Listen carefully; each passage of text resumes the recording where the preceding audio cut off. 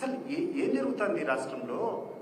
ఈ రకమైనటువంటి అభియోగాలతో లోపలకు పంపడం మొదలు పెడితే ఈ రాష్ట్రంలో నాకు తెలిసి ప్రతి ఒక్క వ్యక్తి శిక్షకు అర్హుడైనటువంటి విషయాన్ని గుర్తుపెట్టుకో. ప్రత్యేకంగా నువ్వు నీ కుటుంబ సభ్యులైతే 100 సార్లు పోవాలి లోపలికి, జైలుకు అరెస్ట్ అయ్యేదానికి. అది మర్చిపోతున్నావా అని చెప్పి అడుగుతున్నాను. ఈరోజు రకరకాలు మాట్లాడుతున్నారు.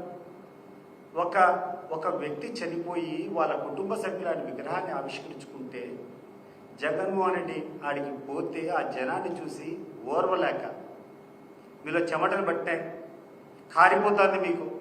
పోయి ఒక్కొక్క మినిస్టర్ కూర్చొని స్టేట్మెంట్ ఇస్తాడు, అతడు ఏదో బెట్టింగ్లకు పాల్పడి డబ్బులు పోగొట్టుకొని చనిపోయినాడు. ఇంకొకటి కూర్చొని ఏదో అవలక్షణాలు అనిపోయినాడని చెప్తాం. సిగ్గుందా మీకు అని చెప్పి అడుగుతున్నా. సిగ్గు మనం ఉండి మాట్లాడుతున్నారా మీరు? వాళ్ళ తండ్రి సవాలు విసిరాడు, తండ్రి సవాలు విసిరాడు.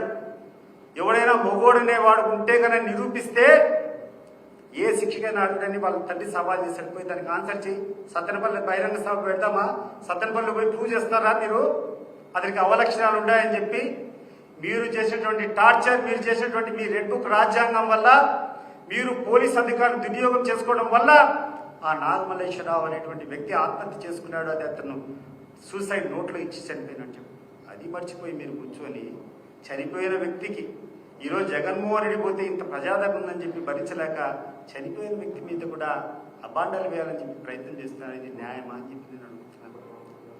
ఉదయం నుంచి ఒకవైపు ఒక ప్రపంచం లాగా ఎక్కడ చూసినా జనం పోతా ఉండి జగన్ పోతా ఉంటే, జగన్ వెంట జనం పోతా ఉంటే సహించలేక నీ యొక్క ఛానళ్ళు, నీ యొక్క చరిత్రతో కూర్చొని శవరాజకీయాలంటే ఇప్పుడు మీరు చేస్తున్నారు.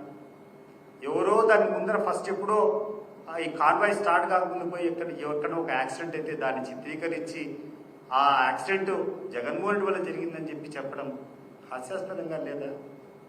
అసలు ఎట్ట ప్రయాణం చేస్తున్నారు మీరు? ఎక్కడ చూస్తున్నారు? ఎక్కడికి పోతుంది ఈ దేశంలో? ఎక్కడికి పోతుంది ఈ రాష్ట్రం? ఒకసారి గుర్తుపెట్టుకో. ముఖ్యంగా చంద్రబాబు నాయుడు గారికి ఒక విజ్ఞప్తి చేస్తున్నాను. ధృతరాష్ట్ర పాలన ఈ రాష్ట్రంలో ఉంది. గద్దెలు కేవలం మీరు కబంధాలు కట్టుకొని మీరు కూర్చొని ఉంటే కింద దుర్యోధనుడు ఇష్టం వచ్చినట్టు పరిపాలన చేస్తూ ఉన్నాడు. ఆయన చేసినటువంటి అభియోగాలన్నీ నీ మీద వస్తున్నాయి, గుర్తుపెట్టుకో. దీనివల్ల ఈ రాష్ట్రానికి అరిష్టం జరుగుతుంది.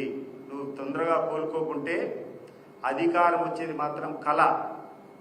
6 100 100 6 ఆకాశం నేలైనా, నేల ఆకాశమైనా నువ్వు అధికారంలోకి వచ్చేది 0% ఛాన్సెస్. దాని గురించి ఆలోచన పెట్టుకోవద్దు. దాని గురించి ఆలోచన పెట్టుకో. ఒక మంచి వ్యక్తిగా నిష్క్రమించేదానికి ఆలోచన చేసుకో.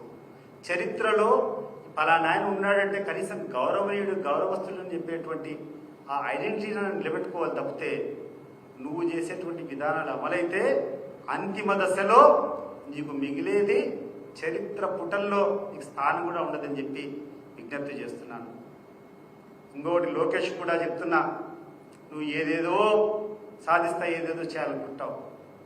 What are you after all?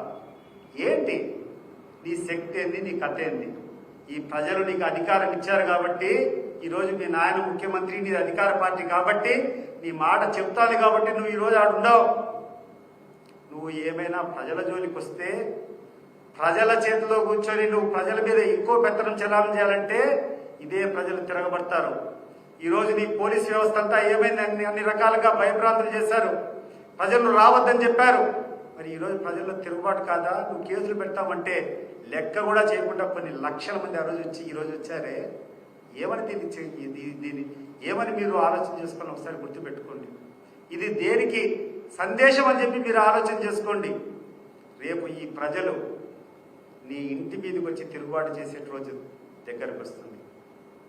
ఈరోజు నిజంగా ఆ యొక్క అభిమానులకు అందరికీ కాలు ముక్కాలనిపిస్తోంది. అసలు మీ సాహసం ఏంది? మీ ధైర్యం ఏంది?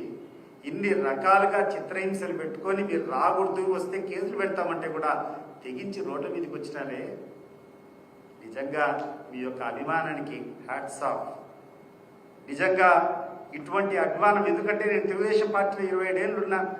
అధికారం లేనప్పుడు చంద్రబాబు నాయుడు గారు ఎప్పుడన్నా సభలు పెట్టాలని చూస్తే మేము కూర్చొని ఒక కళ్యాణ మండపం, 1000 మంది పట్టేటువంటి కళ్యాణ మండపాన్ని నింపాలనుకుంటే అన్ని కాన్స్టిట్యూన్సీలో కూడా తీసుకొని నువ్వు ఒక 10 వాహనాల్లో రా, నువ్వు ఒక 10 వాహనాల్లో రా అని చెప్పేసి ఒక 1000 మందిని జమ చేసుకుని అడిగిపోతే పట్టుమని ఆయన మీటింగ్ మొదలుపెట్టే టైంకు ఖాళీ కుర్చీలు కనిపెట్టేటువంటి. ఈరోజు చూసావా చంద్రబాబు నాయుడు గారు ఆ జన ప్రభంజనం చూసావా? ఎందుకు ఇంతమంది వస్తున్నారో ఒకసారి విశ్లేషించుకో. ఎక్కడ తప్పు జరుగుతుందో విశ్లేషించుకో. తప్పు జరగకుండా చూసుకో. రేపు ఈ రాష్ట్రాన్ని ప్రతి ఒక్కరిని కాపాడేటువంటి బాధ్యతలో ఉండవు. నువ్వు నీ యొక్క కొడుకును కాపాడుకునేటువంటి బాధ్యతలు లేవు. అది గుర్తుపెట్టుకోవాలని చెప్పి కోరుకుంటూ, ఈ రాష్ట్రానికి మంచి పాలన ఇవ్వాలని కోరుకుంటూ, ఇటువంటి చెడు ఆలోచన దుస్సాంప్రదాయాలకు దూరంగా ఉండాలని చెప్పి కూడా మరొకసారి విజ్ఞప్తి చేస్తాను.